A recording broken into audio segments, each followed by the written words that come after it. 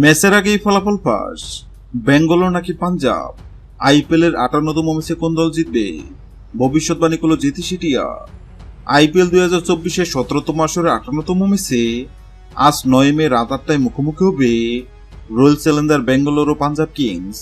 কিন্তু এই দুই দলের মধ্যে 58তম ম্যাচ জিতবে কোন দল, সেটি নিয়ে ভবিষ্যৎবাণী করল জেতি সিটিয়া। গত 22 মাস শুরু হয়েছে আইপিএল এর 17তম আসর। 17তম আসরের প্রথম 11 ম্যাচের মধ্যে 7 ম্যাচে হারলেও বাকি 4 ম্যাচ জিতেছে বেঙ্গালোর। অন্যদিকে নিজেদের প্রথম 11 ম্যাচের মধ্যে 4 ম্যাচ জিতলেও বাকি 7 ম্যাচ হেরেছে পাঞ্জাব।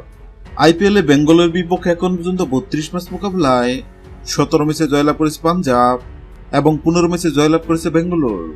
কিন্তু বর্তমান ফর্ম বিবেচনায় পাঞ্জাবের চেয়ে গেছে বেঙ্গালোর। আর এই দুই দলের মধ্যে 58তম ম্যাচ জিতবে কোন দল, তা নিয়ে বক্তা সমর্থকদের মনে উত্তেজনা শেষ নেই। আর এবার এই দুই দলের মধ্যে 58তম ম্যাচ জিতবে কোন দল, সেটি নিয়ে ভবিষ্যৎবাণী করল জেতি সিটিয়া। জেতি সিটিয়ার সামনে বেঙ্গালোর ও পাঞ্জাবের পতাকা রাখা হয়, আর জেতি সিটিয়া বেঙ্গালোর পতাকা তুলে এবং এটাও জানিয়ে দেয় আইপিএল এর 58তম ম্যাচ জিতবে বেঙ্গালোর। হ্যালো বন্ধুরা, আপনাদের মনে হয় আইপিএল এর 58তম ম্যাচে পাঞ্জাব নাকি বেঙ্গালোর কোন দল জিতবে, অবশ্যই কমেন্ট করে জানাবেন। ভিডিওটি ভালো লাগলে লাইক দিবেন এবং সাবস্ক্রাইব করে আমাদের চ্যানেলের সঙ্গে থাকবেন।